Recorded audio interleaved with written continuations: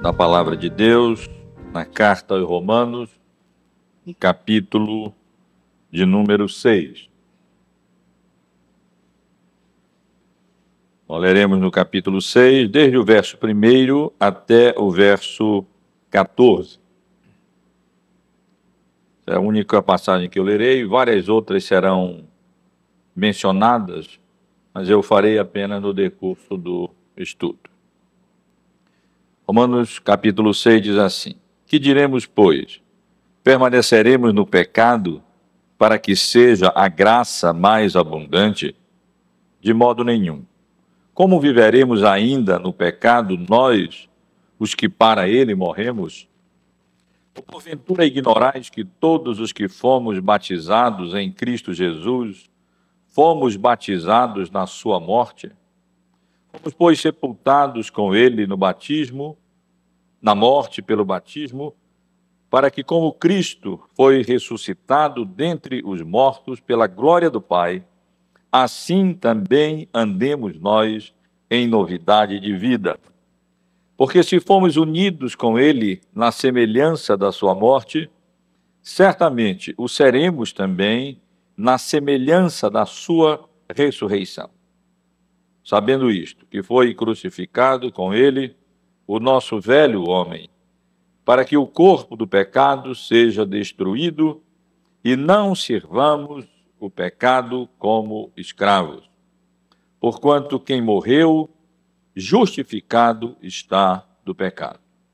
Ora, se já morremos com Cristo, cremos que também com ele viveremos, sabedores que, havendo Cristo ressuscitado dentre os mortos, já não morre, a morte já não tem domínio sobre ele.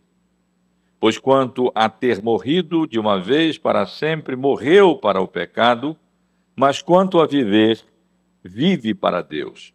Assim também vós, considerai-vos mortos para o pecado, mas vivos para Deus em Cristo Jesus. Não reine, portanto, o pecado em vosso corpo mortal, de maneira que obedeçais às suas paixões. Nem ofereçais cada um os membros do seu corpo ao pecado, como instrumentos de iniquidade, mas oferecei-vos a Deus como ressurretos dentre os mortos, e os vossos membros a Deus como instrumentos de justiça.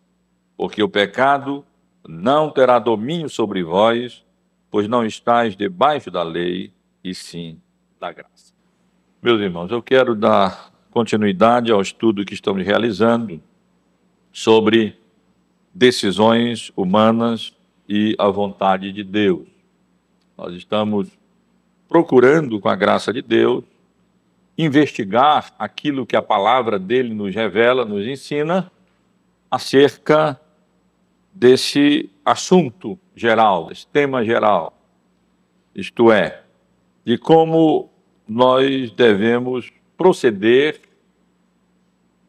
como devemos agir, que considerações devemos fazer para tomar decisões sábias, decisões que reflitam, de fato, a vontade de Deus e que agradem a Deus na nossa vida.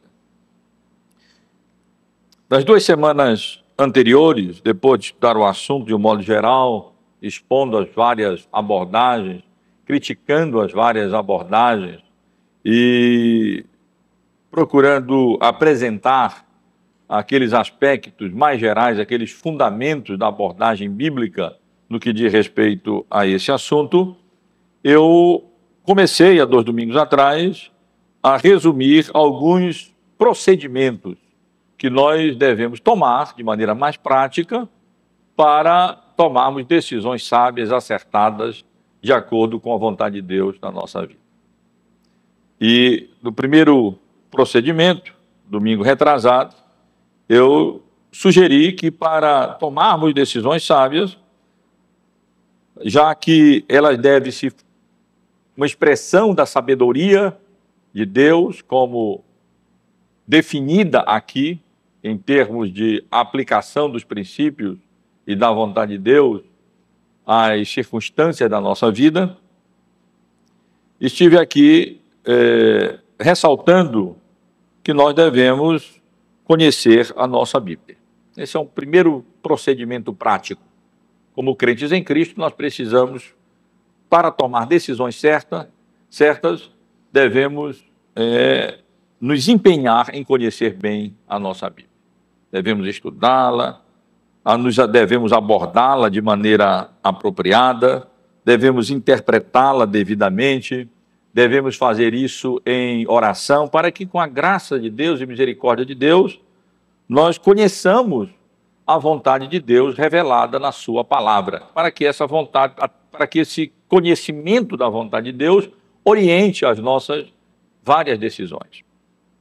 E no domingo passado, abordei um segundo procedimento, sugerindo que, além de procurarmos como procedimento fundamental conhecer bem a nossa Bíblia, a vontade de Deus revelada na Bíblia, nós devemos também fazer uso do aconselhamento, de modo sábio. Não como se o aconselhamento fosse um método de adivinhar para adivinhar a vontade de Deus, como às vezes ocorre no meio evangélico, quando pessoas estabelecem que aquilo que outras pessoas disserem para eles, eles assumirão ser essa a vontade de Deus para a sua vida. Nada nos autoriza a agir assim. Os homens não são inspirados.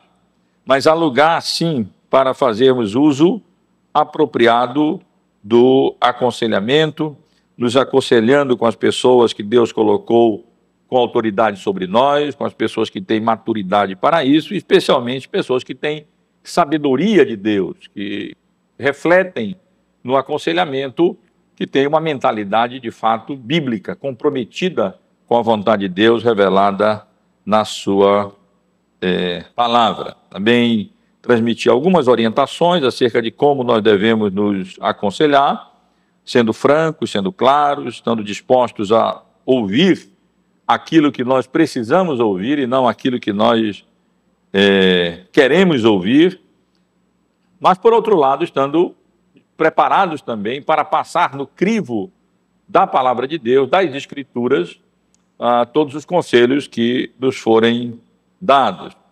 E assim, estando prontos para obedecer aquilo que a nossa consciência, instruída devidamente pela palavra de Deus, nos ordenar fazer. Hoje, meus irmãos, eu quero, com a graça de Deus, concluir esses 3 procedimentos fundamentais que eu pretendo considerar com os irmãos, para na semana que vem, se Deus permitir, procurar aplicar melhor essas considerações todas que nós estamos fazendo algumas áreas específicas da vida, ilustrando assim como é que nós devemos agir à luz de todo esse ensino que estivemos considerando nesses meses que estamos tratando desse assunto. E o terceiro procedimento que eu quero sugerir aos irmãos que nós devemos adotar para tomarmos decisões corretas, além de conhecermos bem a nossa Bíblia e nos aconselharmos de maneira devida com quem de direito, de maneira apropriada, nós devemos também fazer uso correto da nossa razão, uso correto da capacidade intelectual que Deus nos deu, uso correto da nossa mente. E esse é um procedimento que nós devemos sempre ter quando nós devemos tomar decisão. Eu li Romanos, capítulo 6, não para tratar em si do conteúdo principal desse capítulo, mas apenas para chamar a atenção dos irmãos como o apóstolo Paulo procede nesse capítulo 6. E é um procedimento ilustrativo da maneira como normalmente o apóstolo Paulo procede quando ele escreve as suas cartas. O apóstolo Paulo, ao escrever as cartas dele, ele nunca dá simplesmente lições de moral para a igreja. Ele nunca simplesmente diz, faça isso, faça aquilo, não faça assim, proceda dessa maneira ou daquela, ou não proceda assim. Mas as exortações práticas, ou os imperativos nas cartas do apóstolo Paulo, eles estão solidamente fundamentados nos indicativos, ou seja, na vontade de Deus. E nós vemos como o apóstolo Paulo utiliza o argumento, utiliza a razão, e como ele nos convida a utilizar a mente, o raciocínio, essa capacidade que Deus nos deu, para então chegarmos às conclusões corretas e assim agirmos de maneira prudente e de maneira agradável a Deus. Ele faz isso aqui no capítulo 6 da carta aos Romanos. Essa sugestão que ele imagina, que diremos, pois, permaneceremos no pecado para que seja a graça mais abundante, ele rejeita e ele convida a igreja de Roma a fazer isso utilizando o seu raciocínio devidamente alicerçado sobre a palavra de Deus. Olhem como o apóstolo Paulo argumenta. Seria interessante os irmãos acompanharem um pouco essa porção do capítulo 6 da carta aos Romanos. Quando ele pergunta, que diremos, pois, permaneceremos no pecado para que seja a graça mais abundante? Ele responde, de maneira nenhuma. Como nós viveremos no pecado, nós os que para ele morremos? Ou porventura ignorais que todos os que fomos batizados em Cristo Jesus, fomos batizados na sua morte? E vejam como ele vai argumentando, fomos, pois, sepultados com ele na morte pelo batismo. Início do verso 5, porque se fomos unidos com ele na semelhança da sua morte, certamente o seremos também à semelhança da sua ressurreição. Então o apóstolo Paulo vai argumentando de maneira lógica, até que ele chega no versículo 11, que é o verso que eu quero chamar a atenção dos irmãos, onde ele conclui, assim portanto, ou assim pois, assim também vós, considerai-vos mortos para o pecado, mas vivos para Deus em Cristo Jesus. A nossa tradução talvez não dê exatamente a ideia do texto original, no que diz respeito à tradução aqui, considerai-vos. Quando o apóstolo Paulo diz considerai-vos, não existe a palavra em português, mas seguindo o grego de maneira bem literal, um neologismo, Paulo estaria dizendo logicai-vos. Ele utiliza um verbo que dá a ideia raciocinai. Usem a razão que Deus deu, logicai, em termos espirituais. Assim, portanto, à luz de tudo que ele vai dizendo, concluí, ou logicai, considerai-vos mortos para o pecado, mas vivos para Deus em Cristo Jesus. E é bem ilustrativo, meus irmãos, da maneira como o apóstolo Paulo geralmente procede. Ele nos convida a usar a razão e a pensar.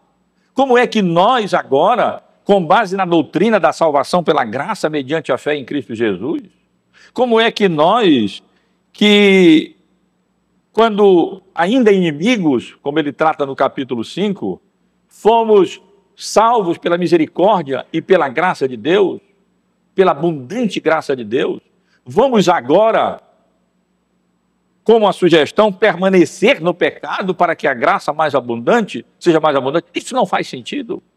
Isso é incoerente. A lógica espiritual não permite isso. Se nós utilizarmos devidamente a nossa razão, nós não decidiremos pelo pecado. Nós decidiremos pela santidade, procurando viver de maneira agradável a Deus, não deixando que reine o pecado em nossos corpos mortais, de maneira que obedeçamos às suas paixões. Pelo contrário, nós ofereceremos, cada um de nós, os nossos membros a Deus como instrumento de justiça e não como instrumento de iniquidade e de pecado. Os irmãos percebem como nós somos aqui e como o apóstolo Paulo sempre nos chama para arrazoar, para refletir, para pensar, para raciocinar, meus irmãos e irmãs. E eu quero considerar esse procedimento, sugerindo, portanto, aos irmãos que nós, nas questões sobre decisão, nós devemos utilizar a nossa mente, utilizar a nossa razão de maneira correta, de maneira apropriada. E quero fazer isso, primeiro, fundamentado no ensino bíblico e teológico, em algumas considerações alicerçado desse ensino no fundamento bíblico teológico. A Bíblia ensina que a racionalidade é um dos aspectos da imago Dei, da imagem e semelhança de Deus com a qual o homem foi criado. Quando Deus criou os nossos primeiros pais, Ele os criou à sua imagem e semelhança. E essa imagem e semelhança de Deus inclui não apenas a santidade, o aspecto moral, mas inclui também alguns aspectos ontológicos, alguns aspectos que dizem respeito ao próprio ser do homem. Deus é um ser pessoal, o homem é um ser pessoal. Deus é um ser volitivo, ele tem vontade, o homem é um ser volitivo. E Deus é um ser racional. E Deus criou o homem com essa capacidade que só ele tem, os animais não têm, as outras criaturas, com exceção das criaturas angelicais, não têm essa capacidade de logicar, de arrazoar, de refletir, de considerar os elementos e assim então, raciocinando, tomar decisões corretas e decisões apropriadas na vida. A racionalidade, portanto, a razão é um dos aspectos da imago Dei, um dos aspectos da imagem de Deus com a qual o homem foi criado no Éden. Mas a Bíblia ensina que, com a queda, toda a imagem de Deus do homem foi afetada, tanto moral, como funcional, como a imagem de Deus no que diz respeito ao ser de Deus e do homem, a imagem ontológica. A vontade do homem foi afetada pela queda, de tal maneira que ele não deseja mais fazer o bem por si próprio, ele não tem mais a vontade de Deus, e, de modo natural também, o homem não tem mais as emoções de Deus. Ele não nasce se alegrando com a santidade e se entristecendo e aborrecendo o pecado. Por causa da queda, ele inverte. Tal foi o efeito da queda sobre os nossos sentimentos, sobre as nossas emoções. E a queda também afetou a nossa razão, e não há como negar isso. A racionalidade, a razão humana, corrompeu profundamente a nossa maneira de pensar. Isso não significa que a queda tenha destruído a imago Dei, a imagem e semelhança de Deus com a qual o homem foi criado. Isso não significa, mais especificamente falando, que a queda tenha destruído a racionalidade humana. Se assim fosse, nós deixaríamos de ser homem. Nós nos tornaríamos animais, e nós não somos animais. Embora profundamente afetada pela queda, a razão do homem manifesta de maneira impressionante ainda traços da imagem do seu Criador.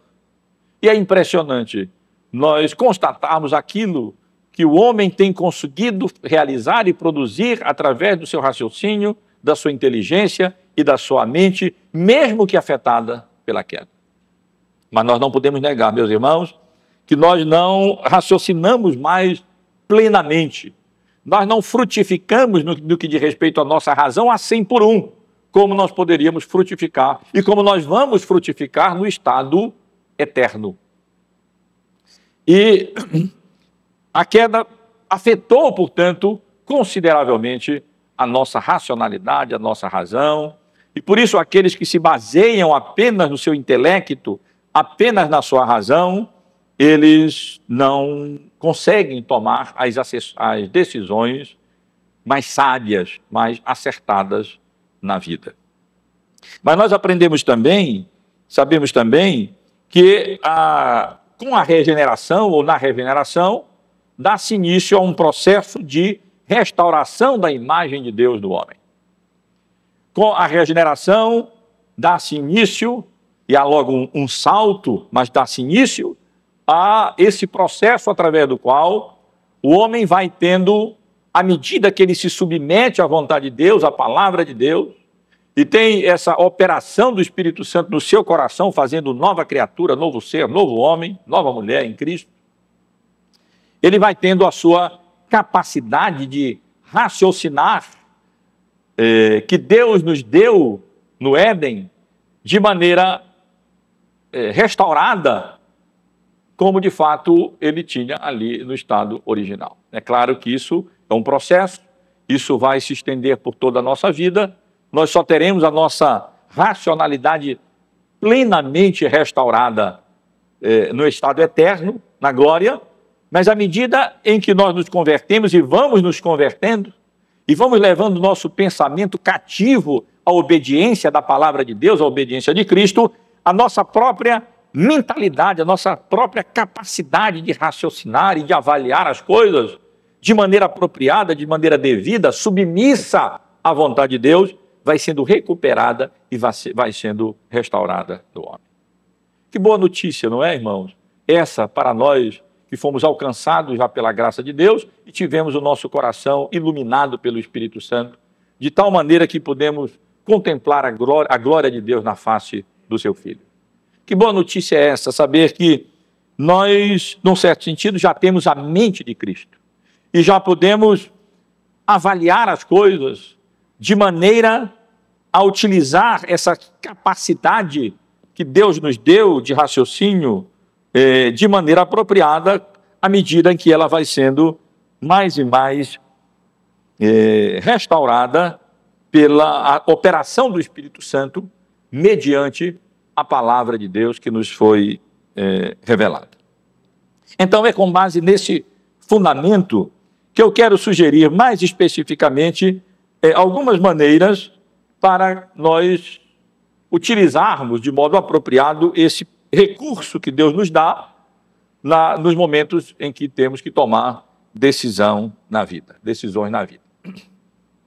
E quero sugerir, portanto, aos irmãos que devemos, ao tomar decisão, claro, utilizar essa razão que Deus nos deu de maneira correta, apropriada, e para fazer isso, nós devemos utilizar a razão mantendo-a cativa à obediência de Cristo. Expressão que nós encontramos lá em 2 Coríntios capítulo 10, que transmite a ideia de levarmos nossa mentalidade, nossa maneira de pensar, nossa razão, a nossa lógica, nosso intelecto, a nossa inteligência submissos à vontade de Deus revelada na sua palavra. Portanto, meus irmãos, quando eu digo que nós, nesse processo de decisão, nós devemos, além de conhecer a palavra de Deus e nos aconselhar devidamente, nós devemos fazer uso correto da razão, eu quero dizer que nós devemos utilizar a razão não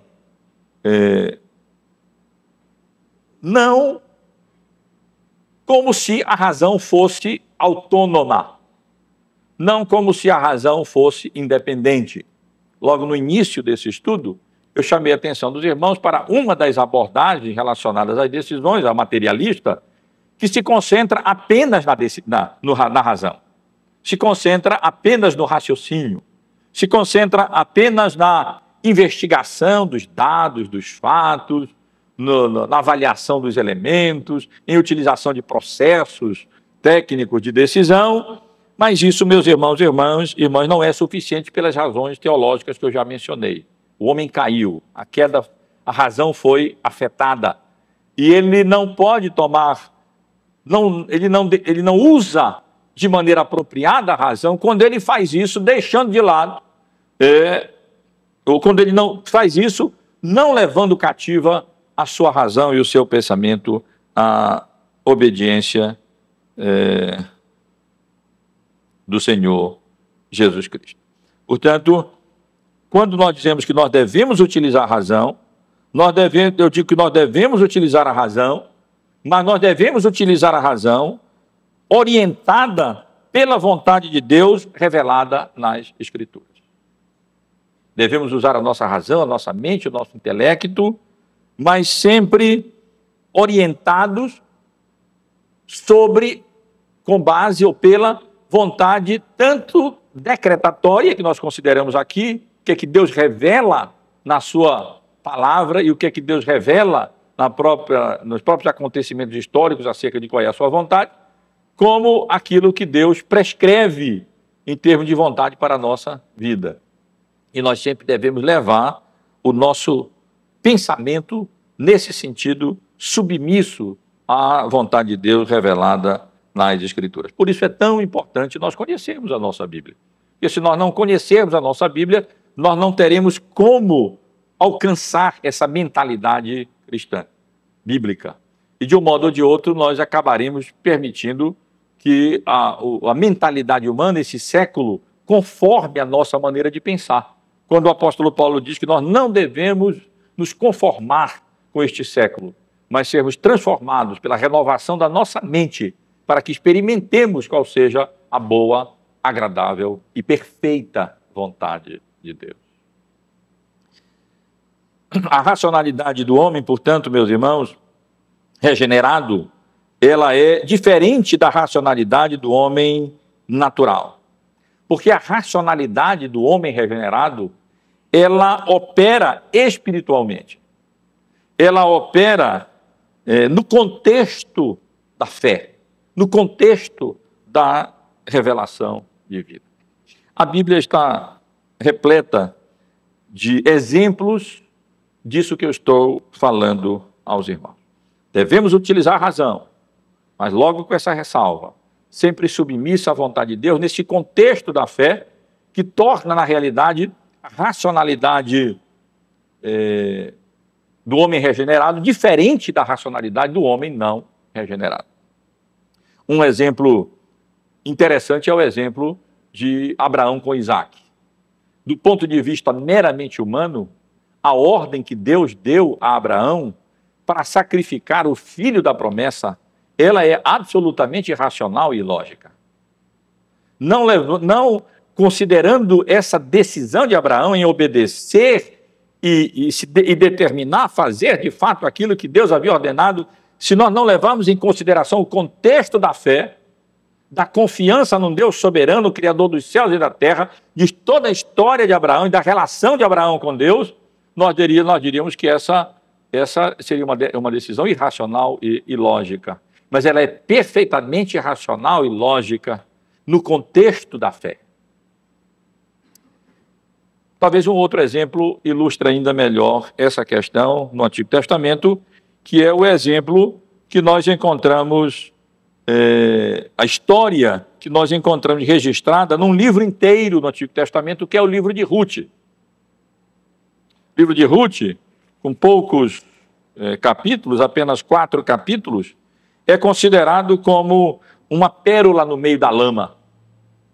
É uma história de redenção pessoal num período muito difícil, o período dos juízes, quando cada um fazia o que achava mais reto diante dos seus próprios olhos, e o resultado foi uma enorme confusão no povo de Israel, no meio do povo de Israel.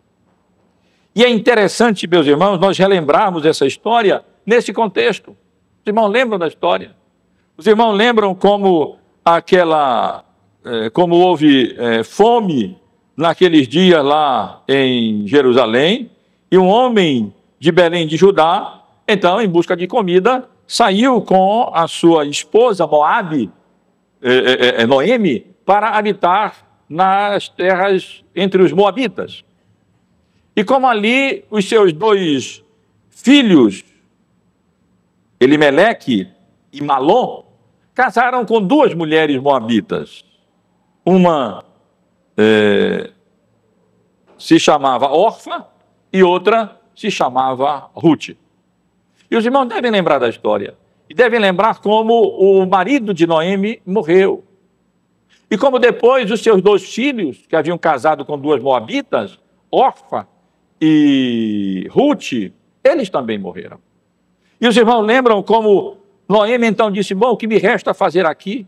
E sabendo que pela graça de Deus já havia comida lá na sua terra, na Judeia, ela então decide, é claro, já sem amparo, sem marido e sem filhos para sustentá-la, retornar para a sua terra.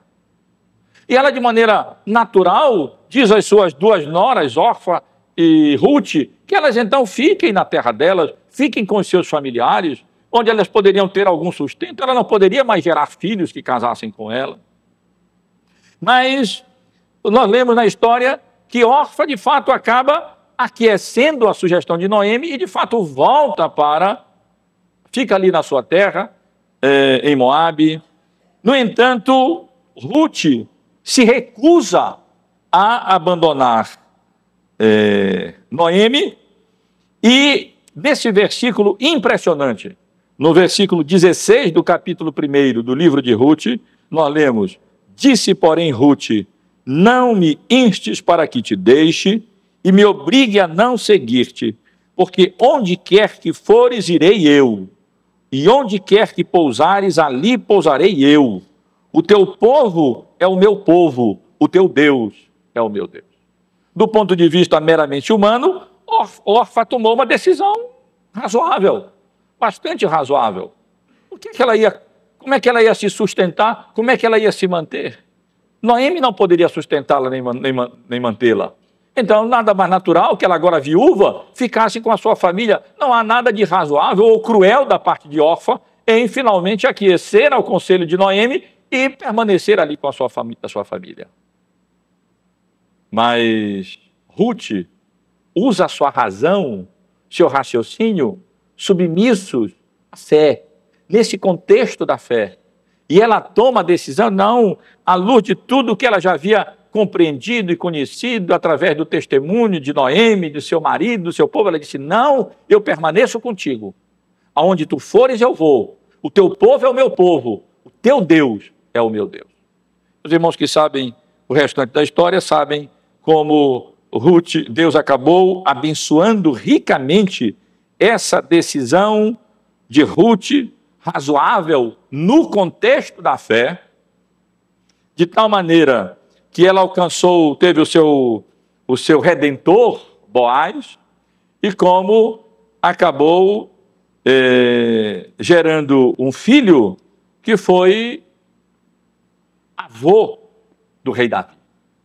E aqui nós temos essa bonita história de redenção pessoal, essa pérola no meio da lama, e que serve para ilustrar também essa necessidade de nós tomarmos as nossas decisões utilizando a razão, mas um cuidado aqui, utilizando a razão não como racionalismo, utilizando a razão no contexto da fé, à luz da vontade de Deus revelada na sua palavra. E aí, meus irmãos, às vezes as nossas decisões parecerão pouco razoáveis para aqueles que não estão debaixo do contexto da fé, como a decisão de Ruth e a decisão de Abraão, mas que elas farão perfeito sentido quando considerada à luz do contexto maior da fé e da obediência à vontade de Deus revelada na sua palavra. Nós temos um exemplo negativo que também talvez sirva para ilustrar aquilo que eu estou querendo dizer. O Senhor Jesus contou uma parábola acerca de um homem rico, lá no Evangelho de Lucas, no capítulo 12, a partir do versículo 13. Ele diz que chegou um homem pedindo que Jesus ordenasse que o seu irmão repartisse com ele a sua herança. Os problemas que sempre acontecem, né, na divisão, no espólio daqueles que morrem nas famílias. E então Jesus respondeu ao homem que ele não tinha sido constituído juiz entre eles naquelas coisas. E aí então Jesus conta uma parábola para ilustrar o perigo da avareza e para demonstrar que a vida de um homem não consiste na abundância dos bens que ele possui. E então ele conta a parábola de um homem rico, um fazendeiro rico, um agricultor rico, que ele raciocinou, mas raciocinou mal. Não raciocinou no contexto da fé. Raciocinou no contexto da avareza, da iniquidade, do pecado. E nós lemos no versículo, a partir do versículo 16, ele lhes proferiu uma parábola dizendo: o campo de um homem rico produziu com abundância e arrazoava. Ele logicava, raciocinou, pensou consigo mesmo, dizendo: que farei? Pois não tenho onde recolher meus frutos. E disse: já sei, eu destruirei meus celeiros, reconstruí-los-ei maiores, e aí então recolherei todo o produto e todos os meus bens. E então direi à minha alma: tens em depósito muitos bens para muitos anos. Agora descansa, come, bebe, regala-te. Verso 20, mas Deus lhe disse: louco, esta noite te pedirão a tua alma, e o que tens preparado para quem será? Assim é o que entesoura para si mesmo e não é rico para com Deus. Meus irmãos, é um exemplo interessante de como um homem não arrazoa, não raciocina, não reflete à luz do ensino bíblico, mas apenas dos conceitos humanos e pecaminosos. E por usura, o raciocínio dele não incluía a sua riqueza diante de Deus. Ele estava preocupado não em construir um tesouro espiritual de valor perene e eterno, mas concentrava o seu foco, o seu raciocínio, a sua lógica apenas nesta vida aqui, como se nós formos viver para sempre aqui nessa vida. E ele se voltou para acumular as riquezas e fazer as riquezas cada vez maiores, concentrou todo o seu objetivo aí. Não que a riqueza em si seja um mal, mas ela é um mal quando é entesourada para si mesmo e o homem não entesoura para si mesmo o tesouro no céu. E nesse caso, ele raciocinou mal, porque ele concentrou toda a sua atenção nessa vida.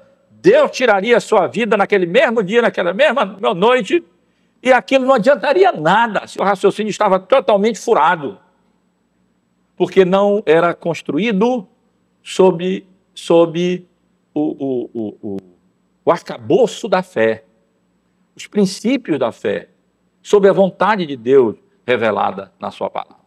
Ele não levava em consideração a transitoriedade da vida humana.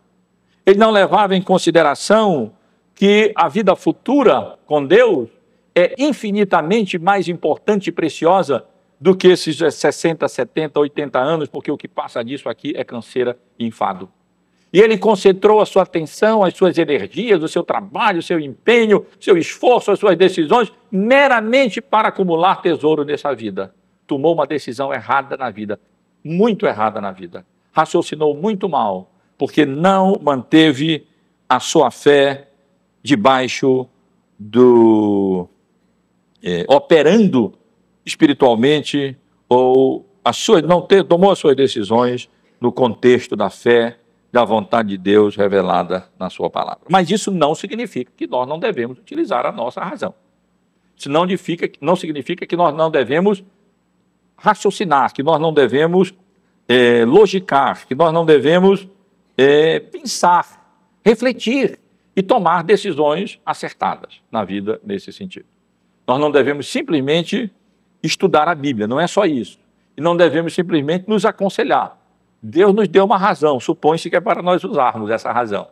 Deus nos criou como criaturas inteligentes. Supõe-se que nós devemos usar essa inteligência no contexto da fé, submissa à revelação da palavra de Deus, mas de fato pensar, refletir e usar no momento em que precisamos tomar as nossas decisões. E, portanto, meus irmãos, além de manter cativa a nossa mente à revelação da palavra de Deus, quando nós a utilizarmos, o nosso raciocínio, quero sugerir aos irmãos que, nesse processo de decisão, na utilização do nosso raciocínio, nós devemos nos informar sobre o problema que envolve a decisão que nós precisamos tomar e levar em consideração as circunstâncias, as várias circunstâncias em que a providência de Deus nos coloca nessa vida. Quero sugerir aos irmãos e irmãs que muitas das nossas decisões, elas são falhas por falta de informação. Porque nós não nos informamos acerca das várias variáveis que constituem o problema.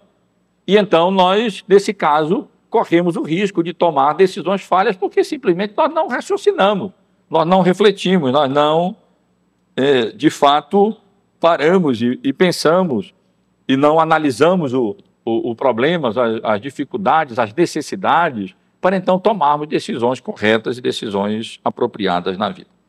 Ainda no Evangelho de Lucas, agora no capítulo 14, no versículo 28, o Senhor Jesus diz: ai de vós, qual de vós, pretendendo construir uma torre, não se assenta primeiro para calcular o custo? O Senhor Jesus, ilustrando a dificuldade que é segui-lo, ele diz: olha, antes de alguém me seguir, ele utiliza essa ilustração para que nós calculemos o custo de seguir a Cristo. Aquilo que, as demandas do Evangelho, as exigências de Cristo. E então o Senhor Jesus usa duas ilustrações para demonstrar a importância de nós refletirmos e pararmos e fazermos a avaliação correta das coisas e calcularmos e avaliarmos as coisas de maneira apropriada. Uma é a figura de um construtor. Se você vai construir, então pare um pouco. Veja se você tem as condições de construir.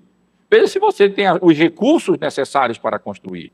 E logo a seguinte ele continua: se você vai à guerra, veja se você tem homens suficientes para ir à guerra. Se não, faça logo paz antes, faça um acordo. Esse é o que Jesus fala. E senão você vai para a guerra e vai perder. Não vá à toa. Reflita, pare, pense. Veja, levante as informações para que você possa tomar, então, decisões apropriadas na vida. O fato de termos a palavra de Deus para nos dirigir em tudo nunca diminui e muito menos elimina a necessidade de utilizarmos os recursos, a mente, a razão que Deus nos deu, claro, sempre submissa aos princípios revelados na palavra de Deus. Assim, portanto, meus irmãos e irmãs, se você vai construir uma casa, pense um pouco. Veja se você tem as condições de construir. Eu, perto da minha casa mesmo, onde eu moro lá no Caixa, vizinho a mim, tem uma construção lá que a pessoa começou a construir. Quando começou a construir, eu sou curioso com essas questões de construção, gosto de ver obras. Então, eu sempre observei ali, eu digo, esse homem não vai terminar essa obra, provavelmente, né? Porque ele, pelos recursos que a gente imagina ali que ele tem, está fazendo uma coisa grande demais. E se ele se informasse um pouco mais, ele ia descobrir que o dinheiro que a gente vai gastar numa obra não está no alicerce, nem levantar o tijolo, nem mesmo no reboco, mas vem depois, no acabamento. É aí que a gente vai gastar dinheiro. E provavelmente desse tamanho ele não vai acabar essa obra. Na verdade, tem duas casas próximas de casa nessa situação. Não acabaram a casa. Ele não calculou, não planejou. Então, se tivesse feito alguma coisa menor, ele acabaria e então poderia utilizar bem o seu recurso. E assim é na vida, de modo geral. Nós devemos fazer isso. Mas, além disso, irmãos, dessa informação dos problemas que envolve a nossa decisão, é preciso, de maneira prática também, nós observarmos as circunstâncias em que a providência de Deus nos coloca. Eu não estou falando aqui que isso deva ser levado em consideração da maneira como eu critiquei no início desses estudos, quando as pessoas consideram portas abertas como sendo indicação de que, pronto, é uma revelação de que essa é a vontade de Deus para entrar. Nem sempre é assim. Quando o apóstolo Paulo chegou em Troade, ele encontrou ali porta aberta para pregar o evangelho, mas não utilizou aquela porta aberta. E até de uma maneira meio, humorística, eu ilustrei isso para os irmãos, dizendo que portas abertas podem conduzir ao fundo do poço do elevador, se nós entrarmos por ela e não percebermos que ela vai nos conduzir à morte, porque a porta está aberta, o elevador não está lá, e se nós entrarmos, nós vamos cair lá no fundo. Então, é preciso levar isso em consideração. E, às vezes, aparentemente, as portas abertas por Deus, na realidade, são portas abertas pelo diabo, para nos desviar da vontade de Deus. E o que vai nos preservar disso é conhecimento da vontade de Deus, para que nós não ignoremos os desígnios, as ciladas, as artimanhas do maligno, as artimanhas de Satanás. Eu muitas vezes fico preocupado quando vejo pessoas alegres porque estão sendo bem-sucedidas na vida, eu fico preocupado, porque eu vejo que esse progresso na vida econômica, financeira, não vem acompanhado do mesmo interesse nas coisas espirituais, nas coisas de Deus. Não vem como resultado das coisas serem colocadas na sua devida ordem. Em primeiro lugar, o reino de Deus e a sua justiça, para que as outras coisas sejam acrescentadas. E as pessoas acham que estão tomando decisões acertadas porque eles estão progredindo na vida. Mas quando eu vejo que esse progresso na vida secular não é acompanhado de um progresso paralelo, pelo menos na vida espiritual, eu fico preocupado, interpretando essas portas abertas como sendo portas abertas por Satanás e não por Deus, para desviar a atenção das pessoas daquilo que é o essencial e o fundamental na vida. Na verdade, nós devemos olhar para as circunstâncias de uma maneira natural, normal, como uma referência a ser utilizada. E nos estudos que estamos realizando aos domingos à noite, no livro de Atos, nós encontramos abundantes ilustrações do papel das circunstâncias nas nossas decisões. Eu quero apenas chamar a atenção dos irmãos para 2 desses episódios que nós encontramos aqui no livro de Atos. Um, no capítulo 20, não faz muito tempo, consideramos essa passagem bíblica.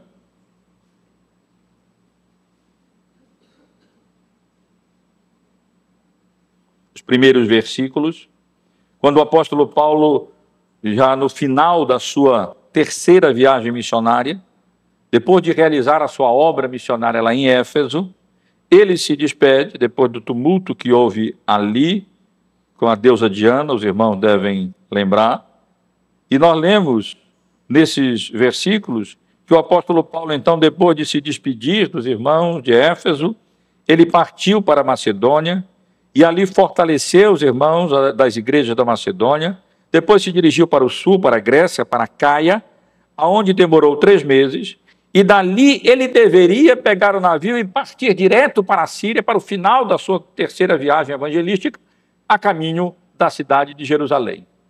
Mas ele não fez isso. Por que ele não fez isso? Porque ele ouviu que havia uma conspiração da parte dos judeus contra ele. E provavelmente eles iriam matá-lo no navio. Era a época em que os judeus, de modo geral, estavam indo para Jerusalém, para as festas. E ali seria fácil, possivelmente, matá-lo. E então o apóstolo Paulo, raciocinando e pensando e levando em consideração essas circunstâncias todas, ele decidiu, não, eu não vou fazer assim, eu vou voltar para a Macedônia. E depois então eu subo, pego o navio, vou para Troade, depois acabou indo lá por Mileto, os irmãos estão acompanhando, e depois então ele se dirigiu para Jerusalém. Várias vezes o apóstolo Paulo leva em consideração as circunstâncias. Às vezes ele foge, às vezes ele deixa de ir para o teatro, como aconteceu em determinado momento, era perigoso ele ir para ali, e sempre o apóstolo Paulo ia levando em consideração as circunstâncias da providência de Deus, de maneira lógica, de maneira razoável na vida. Um outro exemplo ainda aqui no livro de Atos, é no início da segunda viagem missionária do apóstolo Paulo, agora não mais com Barnabé, mas com Silas, e então ele chegando em Listra, arrebanha Timóteo para ser seu auxiliar, seu ajudante, um evangelista, mas como Timóteo era filho de pai grego, mãe judia, e não era circuncidado, Paulo então decide que seria bom ele circuncidar, para não ter problema nas viagens que ele iria anunciar o evangelho em contexto judaico na sinagoga. Isso poderia ocasionar problemas. E então, à luz dessa circunstância toda, da necessidade, não indo contrário à vontade, de encontro à vontade de Deus, e a consciência, então o apóstolo Paulo ali, como um acordo com Timóteo, decide que seria melhor Timóteo ser circuncidado, porque sabiam que o pai dele era grego, de imaginar que ele não era circuncidado. Isso então iria mostrar como Paulo de fato prezava pela lei judaica e abriria as portas naturalmente para que o evangelho pudesse ser anunciado, o evangelho pudesse ser pregado. É um exemplo, meus irmãos e irmãs, em que nós devemos levar em consideração as circunstâncias, refletir dentro dos parâmetros da vontade de Deus, da tranquilidade da nossa própria consciência informada e então podermos tomar as decisões corretas e as decisões acertadas, como essas que o apóstolo Paulo tomou e Lucas registrou aqui no livro de Atos dos Apóstolos. Portanto, quando for tomar a decisão, ore, leia a Bíblia, procure sempre conhecer a vontade de Deus revelada na Bíblia. Isso não é de imediato, isso demanda uma vida inteira. Agora, isso não significa que você não deva investigar a questão, ver como de fato é, o que de fato precisa, observar as circunstâncias e então usar simplesmente a sua razão. Muitas vezes, a pergunta-chave que nós devemos fazer para tomar decisões na Bíblia corretas é: será que isso é razoável? Será que faz sentido? À luz do ensino bíblico, das circunstâncias e dos elementos que a gente conhece, isso faz sentido? Na maioria das vezes, esse é o caminho que, de fato, nós devemos tomar na vida. Além disso, meus irmãos, eu sugiro que, nesse processo de utilizar corretamente a nossa razão, nós precisamos conhecer as nossas capacitações e as nossas limitações humanas. Eu considero isso muito importante no que diz respeito à utilização da nossa razão. Deixa eu tentar explicar um pouco o que eu quero dizer. Quero dizer aquilo que o apóstolo Paulo diz, escrevendo aos Romanos, no capítulo 12, no versículo 3, quando ele exorta os irmãos, dizendo: não pense de si mesmo além do que convém, antes pense com moderação. Não se avalie além da realidade. Se avalie de maneira moderada.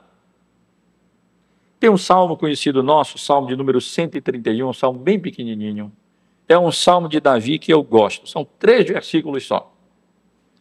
Os 2, olha o que ele diz: Senhor, não é soberbo o meu coração, nem altivo o meu olhar.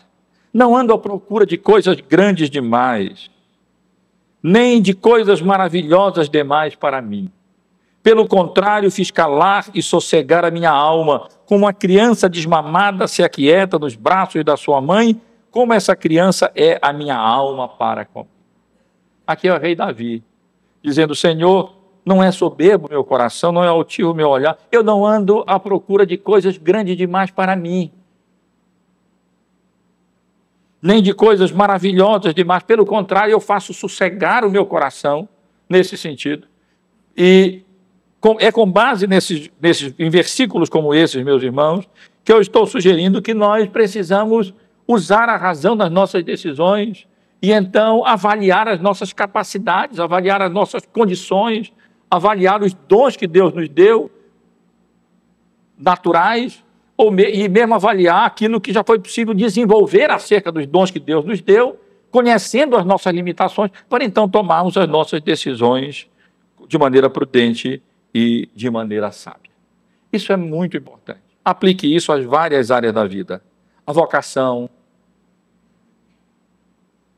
ao trabalho, ao namoro, como eu mencionei há pouco, as construções, aquelas ilustrações servem aqui também, as despesas domésticas, como nós precisamos ter uma visão adequada, bíblica, não pensando de nós mesmos, nem além nem aquém do que convém, mas de uma visão realista das nossas capacidades e das nossas realidades. Deixa eu tentar ser mais explícito ainda para ajudar os irmãos e irmãs nesse sentido. Aqui e ali, no contexto da escola, no ambiente da escola ou da igreja, eu vejo um rapazinho ou uma moça querendo fazer medicina. Os irmãos sabem que medicina tornou-se um curso concorridíssimo, muito concorrido. Na maioria das vezes, as pessoas têm que fazer o vestibular 1, 2, 3 vezes para ser aprovado em medicina. E a pessoa precisa avaliar. Será que eu tenho capacidade intelectual para isso? Será que o meu desempenho escolar indica realmente que eu não estou querendo alguma coisa maior do que realmente eu posso fazer? Também cursar medicina não é barato. Será que eu tenho as condições financeiras e os recursos necessários para essa empreitada? Ou eu não vou levar essa torre avante e vou começar e vai ficar no primeiro andar e não vai avante? Porque eu não vou ter as condições, ou então não vou nem sair do alicerce.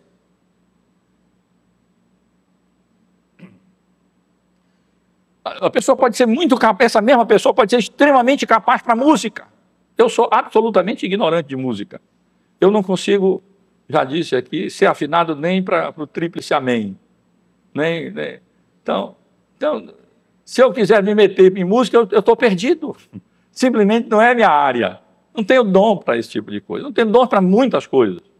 Então, nós precisamos avaliar, ter uma visão apropriada de nós próprios, para nós não nos metermos numa empreitada maior do que a nossa realidade. Nós precisamos avaliar as nossas condições, as nossas potencialidades, aquilo que de fato Deus nos deu.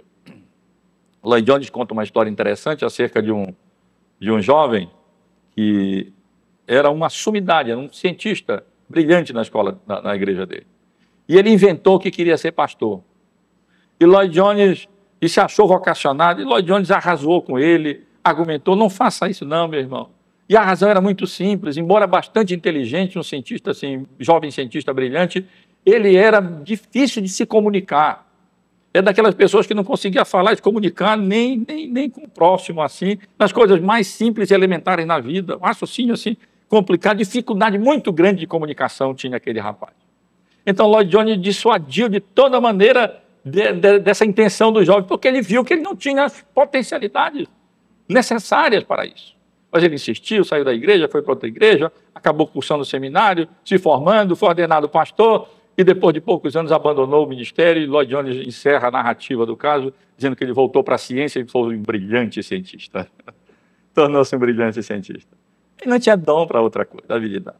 Então, nas suas decisões, leve em consideração isso, conheça, use a mente, a razão, procurando conhecer as suas capacidades, as suas habilidades, para que você não deixe a construção no primeiro andar, não tenha como concluí-la, ou então...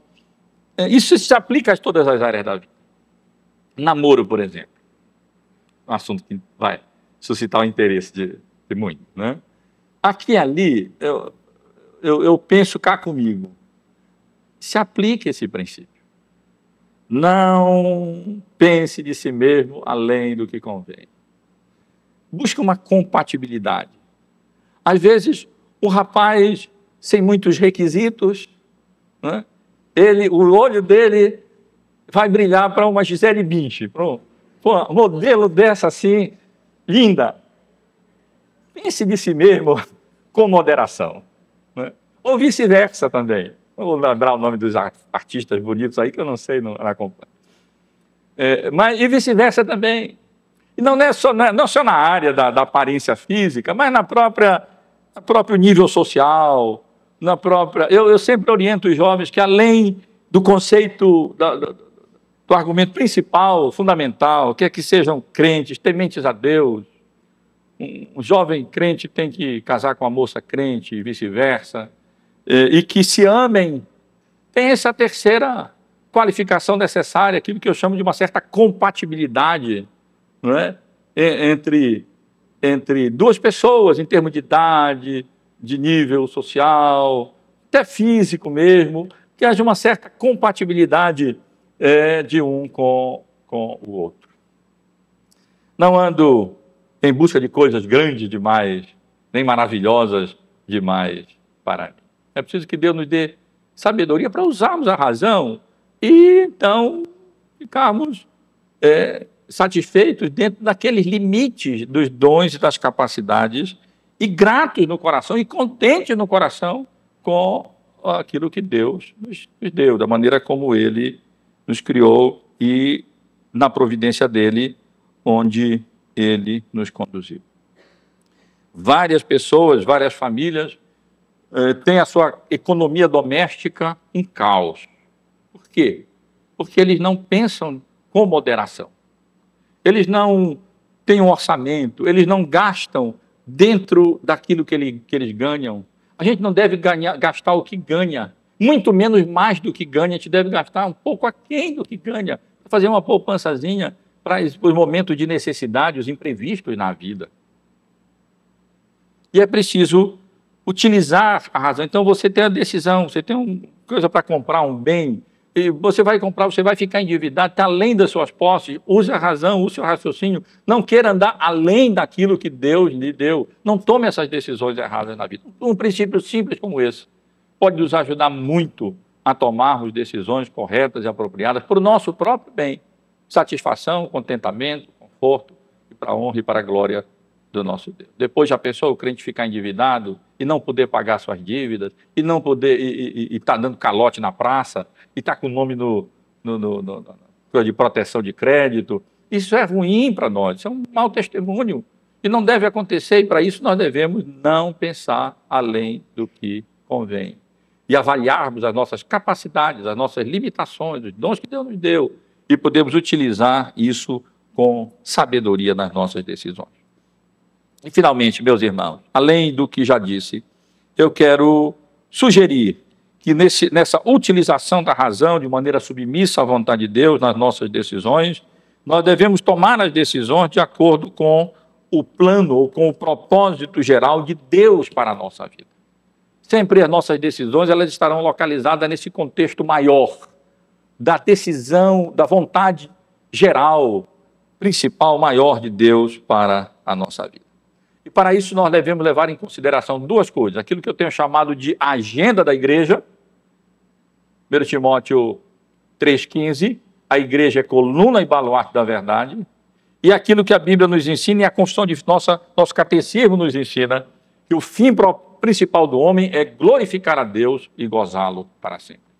E as nossas decisões sempre devem ser tomadas usando a razão, mas refletindo, logicando, dentro desse arcabouço geral da vontade mais ampla, da vontade maior de Deus para a vida da sua igreja.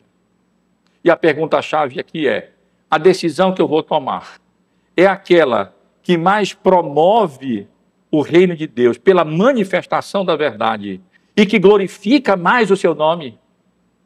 Dentre as possibilidades que eu tenho, se sim, tome essa decisão na vida. Tome, raciocine, não apenas em termos mesquinhos, ou em termos humanos, ou em termos do momento, mas nós temos um roteiro na vida, nós temos um rumo na vida. Em determinado momento, se alguém que está perdido, e ele não tiver uma bússola, e ele for se orientar apenas pelos acidentes geográficos ali, ele pode se perder.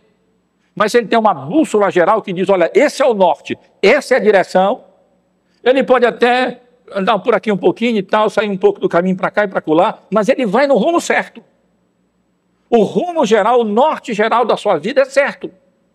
Se ele tomar essas decisões sempre olhando para o norte, olhando para o caminho, tendo em vista que a igreja é coluna e baluarte da verdade, e que a nossa vida, as nossas decisões têm que estar de acordo com essa agenda da igreja, que promove mais o reino de Deus, pela manifestação da verdade que foi confiada à igreja, e que concorre mais para a honra e para a glória de Deus, então nós teremos já o caminho, a bússola, o norte, a direção geral, debaixo da qual, ou sob a qual, as nossas várias decisões serão tomadas para o nosso próprio bem e para o louvor, honra e glória do nosso Deus. Meus irmãos, que Deus nos abençoe nesse sentido, e ao tomar as suas decisões, além de conhecer a Bíblia, procurar conhecer a Bíblia, aplicá-la às circunstâncias da nossa vida, tomando as nossas decisões de maneira apropriada, se aconselhando de modo próprio, como nós consideramos no domingo passado. Também faça uso da razão que Deus lhe deu. Ela é ainda um reflexo da imagem de Deus, especialmente restaurada pela misericórdia e graça de Deus, como vem sendo restaurada, sendo levada cativa à obediência de Cristo, à obediência da sua palavra.